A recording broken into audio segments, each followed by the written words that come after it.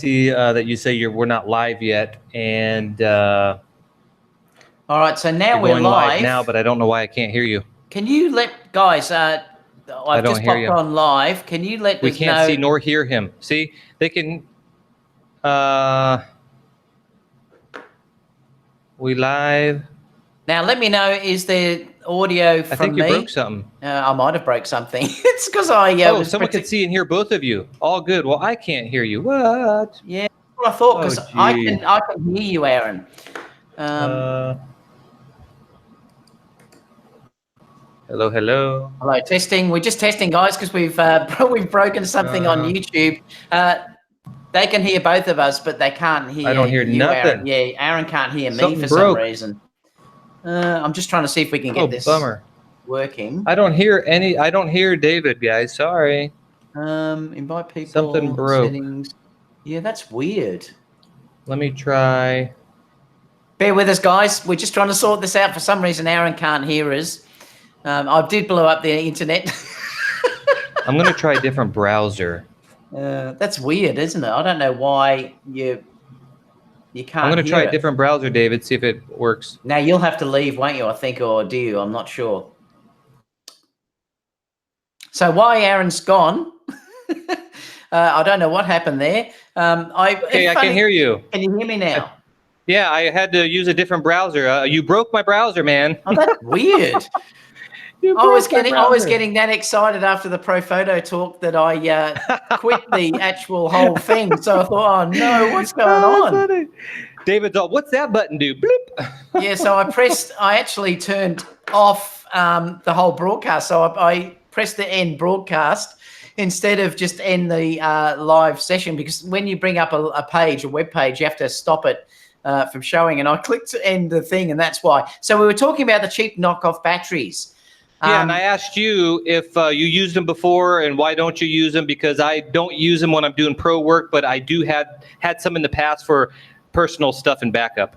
Yeah, well, look, I don't. I never use the cheap batteries. I bought some for a while when I initially went over to Sony, but I found they weren't very reliable, and they drain really quickly, and all of a sudden they would just die. Like, you wouldn't expect it, and they'd just be gone, and they wouldn't charge anymore. So after that, I just said, well, no, I'm now just going to buy the Sony batteries, and that's what I really only use now. So I only ever use Sony batteries now, the real ones, not the knockoff ones.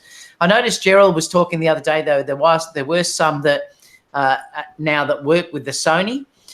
This is the Z battery, but he did say something weird happened with them, that if you left them in the camera for a period of time and then you went to turn them on, they didn't work, and you had to literally pull them out of the camera and then put them back in, and then they function, which is bizarre. I don't know why that would happen, but yeah, I just don't do it. I just think. But isn't that the reason right there why you don't use it? Because you're going to get fiddly stuff, and when they do firmware updates, I mean, it's always been kind of like that. You'd always get, well, recently, they say, oh, this isn't the real manufacturer. I don't want to deal with all that. So no, neither do I. Yeah. And I just think, well, it's just something that I just don't want to do, and I think it's not worth it. I prefer to pay a little bit extra. The other thing I've found too is that the real batteries tend to last a lot longer. When I mean last longer, they will hold charge a lot longer, and you'll be able to recharge them, and they'll maintain that full capacity for usually much longer than the third-party batteries. And it's just what I've sort of found over periods of time of using the more fake or the fake ones or the takeoff ones. So now I just pay a little bit extra and just use Sony. Yep, that's kind of what I do. Where's that? Fuji third-party batteries. I guess I'm going to start. That's just going to be 0. Okay, so should we go on the next thing, David? Yep. Now, before we do that, because it's the last one is the main weekly topic, we'll show our work. Did you want to show your image first, Aaron? Sure. Let me bring it up here. Oh, great. Let's hope I don't push no wrong buttons myself now. Just don't press the big stop broadcast button. Oh my gosh. Let's see if I can do this. We go, can you see no, you can't see my screen. Oh, I got to go share. There it is. Share. There we go. Can you see my screen? Yeah. Okay, so I just have 4 photos here because I just wanted to show, I did this is my wife down here. This was a corporate photo shoot for, my wife has this where she works. And we had multiple people, more than this, but I just picked out 4 that was just in my first pics in my gallery, and we got one guy here. And I was just going to show you guys how I got this shot and why I got this shot and why I decided to shoot it here and all this stuff. For one, this is in the store where they work, and my idea when knowing I was going to do the shot, I wanted to get this lamp in the background because it just kind of looks cool, not just having a blank wall. So, you know, I positioned them. While they were getting like their hair and makeup ready, I think I had my wife come over probably, or someone else, and set everything up while they're all getting ready, finding out what lens I'm going to use for the shoot and all that stuff. I already had a predetermined idea of what I was going to use, but doing all that stuff. And you can see up here, this girl was really short. So, you know, I guess I didn't realize that when I came back, but I cut the light off on that. I think this isn't the one, but I actually Photoshopped this to look the same as the others. I don't know how this got in my gallery, but I had to Photoshop that. But anyways, what I used on here was, I like the really soft light that umbrellas put out. So I used 2 42-inch umbrellas, and one on, of course, like the key light to the right, camera right, and then I used another one in the back. Now that one, it was a, what do you call it? Not an umbrella, a flash disc. You know, f-stoppers, they made those flash discs, which gives a little harder light because it's not so big, which is what I kind of wanted for a hair light or a kicker light or key light, hair light on the back behind the left there that you can see it, and you can see the light reflecting off of them, kind of separating them from the background. But here's the thing that I didn't kind of realize is they all had long hair except the male here, and you can see that the light was too hot on his skin. So these are little things you learn later in life, like, oh yeah, when you know you're doing girl after girl with long hair, it's looking good, then all of a sudden you got a guy here and it's just like, you know, kind of blew out on his head there. So kind of remember that if you got different people, different hairstyles, that light might be too bright at certain people's heads and stuff like that. Now, in the back here, there was a window that was shining. Can you guys see that? Yeah. In the back, there was a window here shining light on the back, giving it too much exposure. And I wanted it to be a little darker. So, you know, it's not uncommon to situate your whole this isn't a studio. Wherever you go, look where the lighting is. Whatever light's coming in, you got to knock that light down. So I could have put something in front of the window, which I would have, but thankfully they have like a security type of metal gate that comes down that completely covered the window. So that way I could keep my background a little darker. And then what's really hard when you have this many people, there's only 4 here, but I think we had 8 maybe, to come up with a different pose for everybody. That's kind of the hard, that's probably the hardest thing I had here is like, what can we do on the next one? Because I didn't want people to be the same. So you just have to wing it. You just have to kind of know how to pose people and use all the techniques of what to do, what not to do, but in a different manner. And they all have their type of looks there. And I wrote down here what I used. Let's kind of see what I used here. I used the Panasonic GX85, which is a micro 4/3 camera, and I used the Lumix 42.5 millimeter lens, which is an f1.7, and I shot this at f1.7 at 125th ISO and 80th of a second. So that's the settings that I used to get this. So an umbrella, nice soft light, flash disc, which diffused the light but made it strong enough to kind of, I didn't want it too soft, just the look I was going for. And I knocked down the light that was already in the scene that I didn't want. And yep, that's my photo of the week. Cool. Yeah, they were lovely. Let me see if I can figure out how to get out of here now, David. Oh, well, I think it doesn't matter anyway, because I can probably just share mine up. Let me just see. So the one I'm going to show, let me just share my screen. Application window is this. So this is an image I wanted to show that I took yesterday. Oh, I love this. Now, let me come back because I've got to present this to everyone. Yeah. So, Aaron, you've got to stop yours too because it went back. I think it's fixed now. Now, this was done with the Sigma lens that I have been given from C.R.Kennedy. Not given, but I'm using it for a couple of weeks. But this is the Canon version of the 135 mil. When we went to this location yesterday, because I was trying it out, this is a really old family home that is on there. It's just gorgeous, and it's very authentic the way it works. And I asked Rebecca to just sit on the chair there. And she also loved this cat that was sort of coming around, and she grabbed it, was near her, and said, I said, yeah, put it next to you because we'll photograph the cat as part of the image. And it's interesting because the sort of color of the cat, I said to her, matches the color of your hair and that sort of stuff, which was beautiful. It's not sun flares that you're looking at here. I'm shooting through leaves. So it's autumn here, and I'm shooting through red leaves. So the colors that you're looking at there are just completely out of focus leaves, because this was shot at 1.8. And I couldn't get back any further. This was the maximum I could go back because I hit bushes sort of just behind me. So I couldn't get any further back. But I love the cropping of this anyway, and I just adored it. I love the way that the leaves look like a lens flare, actually, when you look at it. And that's what it looks like. I asked her to sort of look away from me because I didn't want that direct eye contact. I want it to be like she was just in a moment there with the cat, just sitting there sort of relaxing. And I love the color.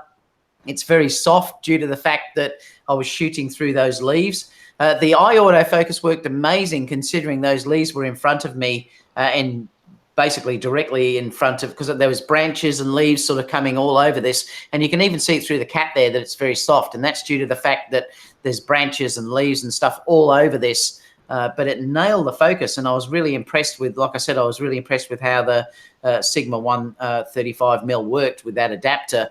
And I love this picture.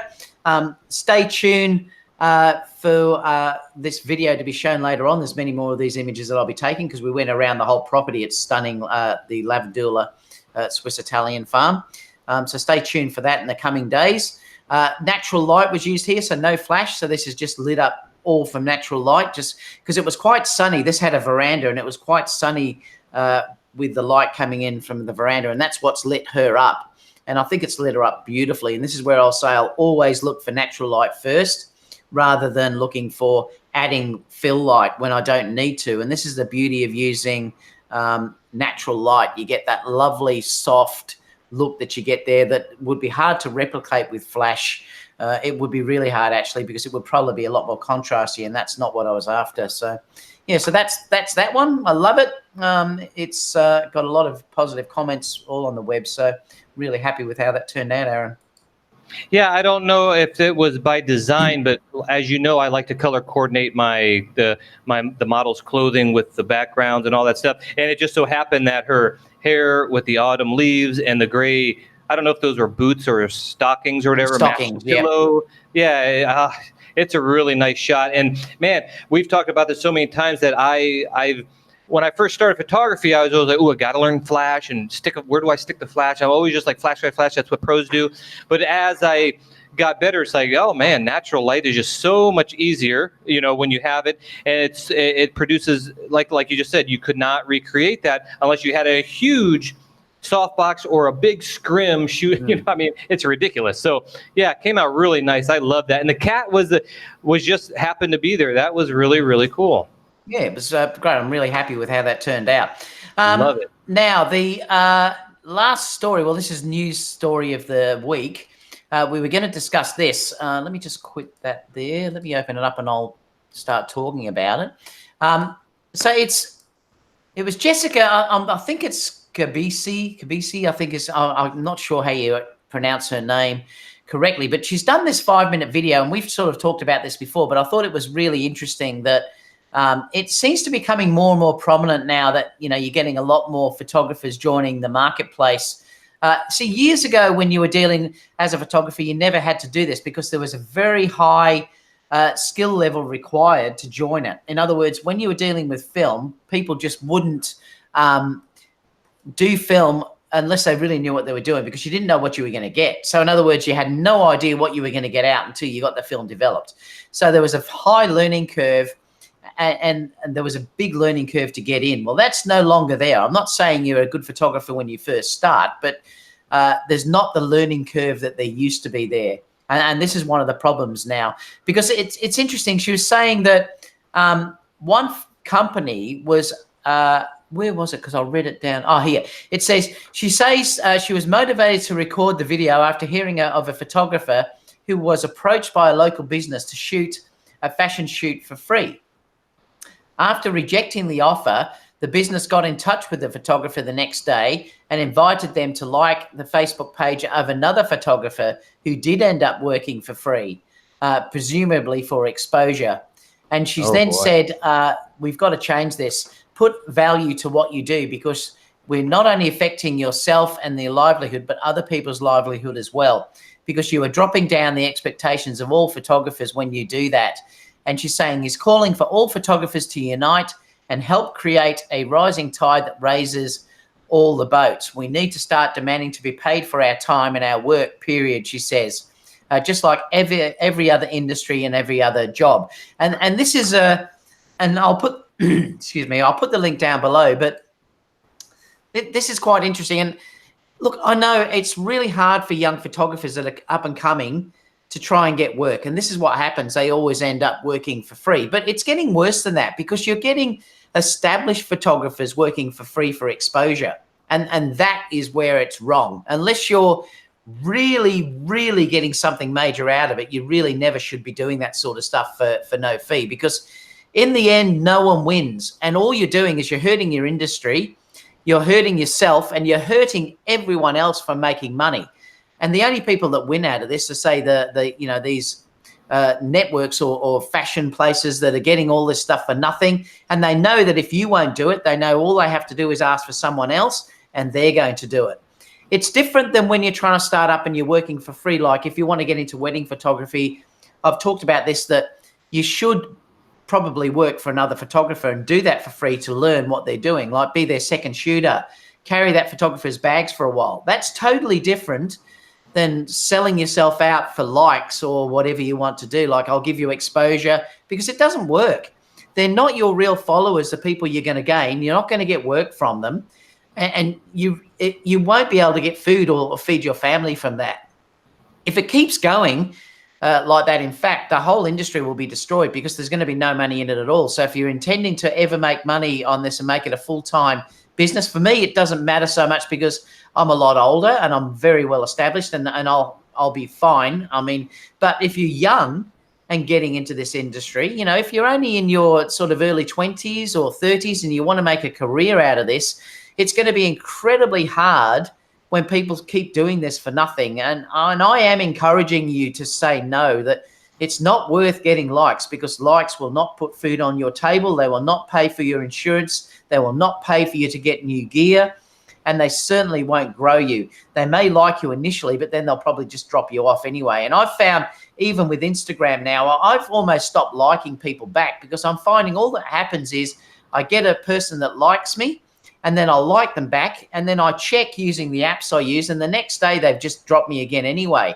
And people are shopping for likes. And this is the problem, the way the whole industry is going now at the moment.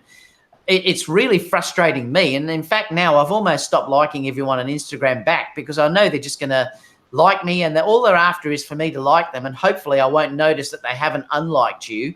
And then the next day they've unliked you. And, you know, it's just a big game that is going on out there in the marketplace, Aron. Well, yeah, I can't add anything to that, because you said it brilliantly. I can't hear your audio either, Aron. So I think it's something's happened with your audio. Hello? Testing 1, 2, 3. No? Can anyone else hear Aron, or is it just me? Hello. Testing 1, 2, 3. Let us know in the live chat, guys. I don't have any any way to know if I'm being heard. Can anyone else hear Aron? I didn't change anything. Oh yeah, they can hear you. Now it's me. Okay. So you can't hear me? Yeah, you're back now. This is weird. Oh. Yeah, okay. So you broke something when you accidentally hit the red button that says do not push.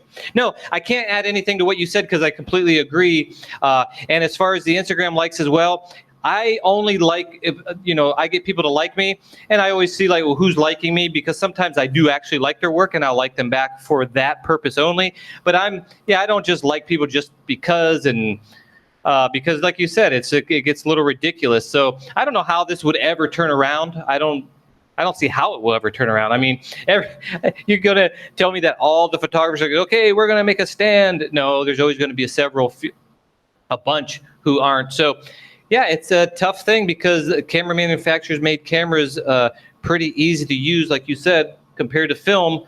You really had to know what you're doing. And we've talked about so many times, it's probably time to start learning video, because video is kind of like the film, where it's a lot harder and people aren't willing to learn all the stuff that's required to make really high quality video. So David's been saying for a long time, you guys should start learning video if you really want to, get a job in cameras and all that. So yeah. Who was it that just asked? Delta Dave said, "What are the apps to find who unfollowed you?" Well, on the iPhone, I use followers. I don't know whether you'll be able to see there. It's followers that you see there.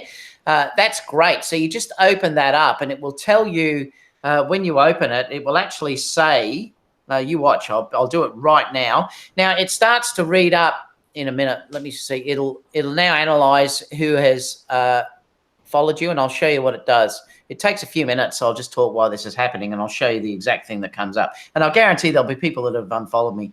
And this is the thing. It seems to be a marketplace for just people shopping for followers. I mean, YouTube can be the same thing as well, where people will say, "Follow me and I'll follow you back." And it just doesn't work. The only way you can ever grow your channel is if people really will like your work and they want to follow you to do what you're doing. But like I said, people I want. I know. And this is the thing, that it's getting worse because, and I can't wait for when Instagram change this number where they're not showing likes anymore. And I think the sooner that comes in, the better it will be, because people are shopping for likes. They're shopping for having you to follow them, and then they unfollow you because, it's just this big game that they don't want to follow too many people, but they want more followers themselves. And the whole marketplace is getting crazy. It's just taking a little bit of time because I've got 15,000 or so subscribers. It's nearly there. Let me just see. And I'll show you what it does, because there'll be some. And it's great because it shows you deleted comments. It shows you who's unfollowed you, any new followers that you've got, and stuff like that. And so then I can unfollow the ones that have unfollowed me, which is really good. It's just going to take a minute. Yeah, because don't you want a community of people that you actually like and they actually like you, right? Yeah, exactly. Exactly. Weird. All right, so here it is. See that number. So it's showing here, it's saying that 35 have unfollowed me. And it's showing that I've got 16,000, 15,400 subscribers there. It tells you that, what else is it saying? It's saying I'm not following back. That number there, which is 13,000 and stuff. But all you then do is you go into the ones that have unfollowed you, and you can then just click there and just delete them, so you don't have to. You can just unfollow them from there as well, which is interesting. So, and you can also go people that have you followed. You can click onto that, and it says "I've not followed me back." Like if you go onto there, and then that will show you who haven't followed you back. So then you could just click and unfollow those people that haven't followed you back. And that's generally what I do, is I just unfollow them. But, it's interesting because, and like I said, I've really stopped that now. I've stopped this shopping for Instagram users and stuff because it just doesn't work. They'll follow you organically, and that's the thing that you've got to try and find. Get them to follow you because they love your work, and I follow people that I love their work. I mean, I've followed, 1,000 odd that you can see there that I've followed. So there's a lot that I do follow. But I certainly don't chase followers anymore. But it is, and like Photomix says, it's childish. It is. It's crazy. They follow you and then they unfollow you the next day. It's nuts. I mean, it's just so stupid. But it seems to be so common out there. But the thing I'm trying to say to you is, guys, do not work for no money unless you're really, really getting something out of it. Certainly, working for followers or likes or whatever is not going to help you in the long run, and it certainly won't help you at all because those people will drop off. And that's the thing that I'm saying to you. Fake likes do not work. So it's something that you've got to consider if you're looking at that. So shall we open up to Q&A, Aron? Yes, let's do the Q&A. I'm going to put the time in right now. And I see Camera Conspiracy is here. Look, this is a Fuji camera filming me, holding up another Fuji camera. And look at that. You see that? Is it working? Like butter. Casey's saying that I see the autofocus doesn't work. It's beautiful. Watch this, Casey. I'm going to show you something. If I go Sony, look at the bokeh. Hang on, you ready? The problem is it's got my face. That's the problem. My Fuji's working better than yours. No, you know what it is? It's the face. You watch. If I hide my face, see? because I've got face detect on, it will not focus, and that's the thing I've got to hide. And then the second I'll take it away, it's because face detect is so strong. Yeah, face detect is so strong in the Sonys that it just will not work. Like if I hide my face, you can see it's quick. But look at that bokeh-licious. Well, you know what? I was saying about the Fuji film that there's all these focus settings that you can put, locked on and slower focuses. And I was kind of like, the Sony's nice. You just push a button, but you're kind of showing me that, it's nice to have a slider that you can make it go as quick as you want. Because after my one video that Casey was making fun of me about, I've learned to kind of dial it into where it's just working like really, good, and it has kind of it's not so snappy, but yeah, even the Sony screw up a little bit. Well, this too is, I'm using the A7R2 here too, so that's a lot slower. Yeah, it's a lot slower than the A7 III or the A9. I mean, much slower. Exactly. So let's see what people are saying in questions. Scott said, I only follow people whose work I love or aspire to. Yeah, and that's probably a good way of doing it. Yep. Haz says, what about the IG population that follow the I can't have more following, it will make me look unprofessional mindset? And unfortunately, that's the way a lot of them are thinking. And it's crazy because, like I said, it certainly doesn't help you having more followers if they're not real followers. And that's the thing that you've got to understand how this whole system works.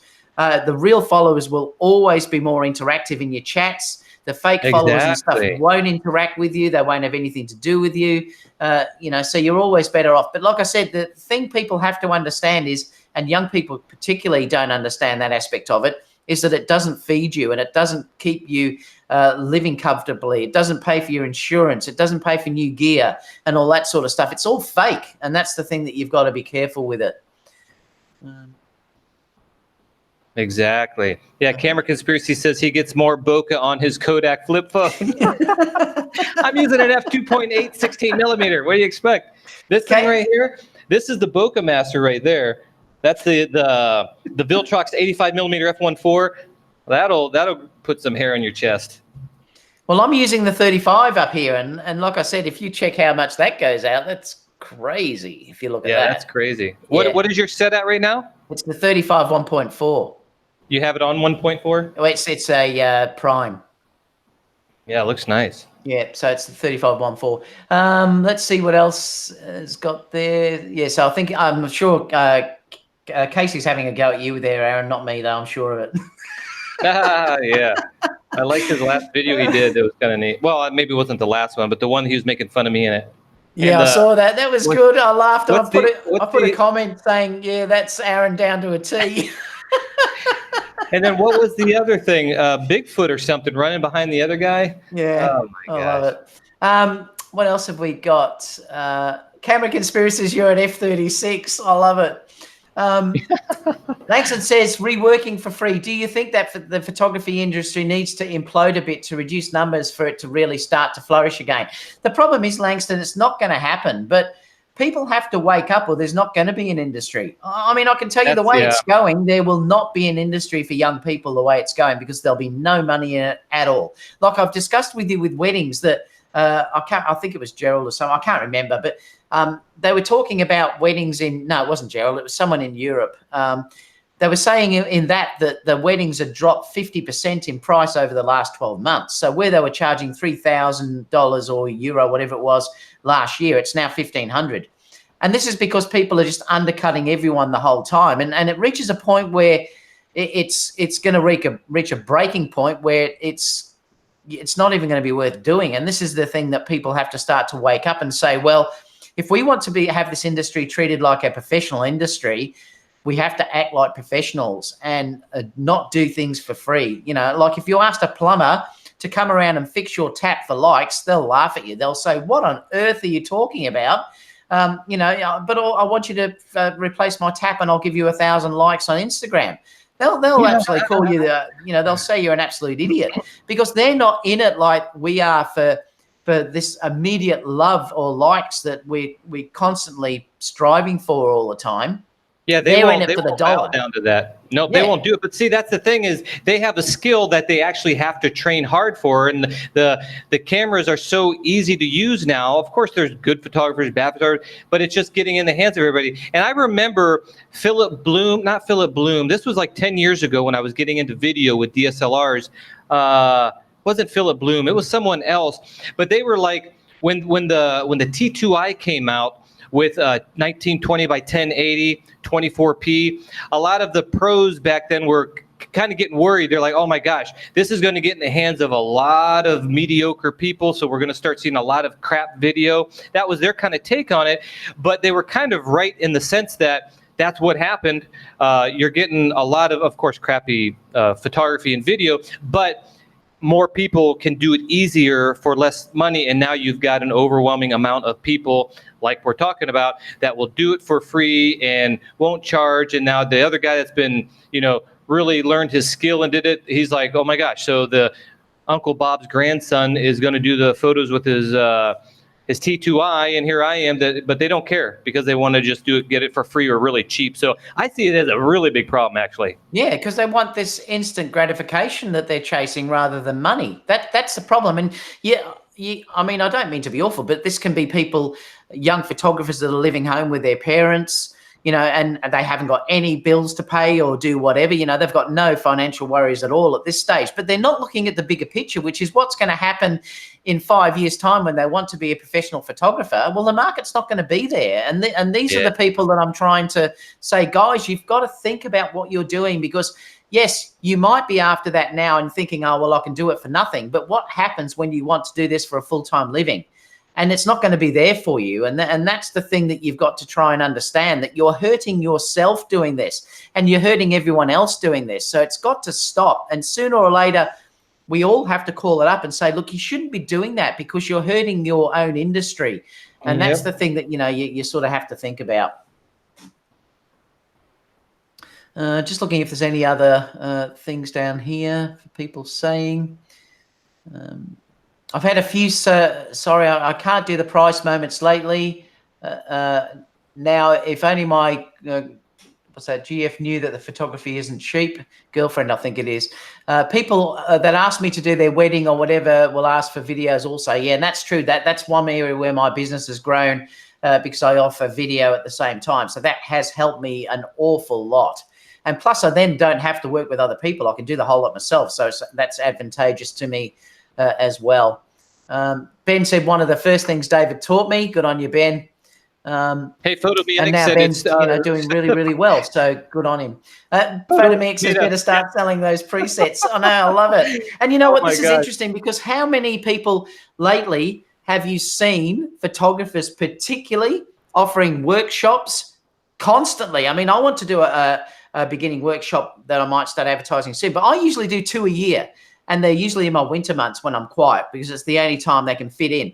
But all I see now on Facebook is photographers offering workshops, offering presets, offering everything other than photography. And you know why? Because the work's not out there. And this is the thing that's happening. But you're getting all of these people lying and they're just saying, we're going to make you this fashion photographer. You'll see it all the time. And it's out there everywhere that it's now becoming the marketplace where people are saying, please take my workshops. And it's becoming more and more common. And I've seen that a lot lately. Yeah, it's like take my workshops to learn a field that will no longer be around. If you are an established pro, the money is in teaching these newbies to take better photos of the clients that they are stealing from you. And I just like it just amazes me, PhotoMX, and I agree with you. I think now there's more money in the teaching side of it than there is in the photography. And that's why all of these high-end photographers are now doing workshops nearly the whole time. And I don't know how much actual real photography they do anymore, because all you ever see is them doing workshops and advertising workshops, selling their online workshops and doing all stuff like that. Like the whole industry is changing. It's really amazing when you look at it. Langston said, basically slowly building my reel, and that's the way you should do it too. Does my imagination outstrip my budget? Nivak said, if I go to a workshop, it had better come with a guided tour of Patagonia. Hustlers got to eat, and you're true. Yeah, it's exactly right, Photomaic, and they do, and that's the thing. But sometimes it's a little bit unethical, I think. Sometimes what they say in these workshops are just totally not what you can get in real life. You know, claiming that you're going to be making thousands and thousands and thousands of dollars per session, which I hear all the time, is completely unethical, because it's just not out there like that anymore. For a select few it is, yes, but for the majority of the marketplace, there's no way you can do that.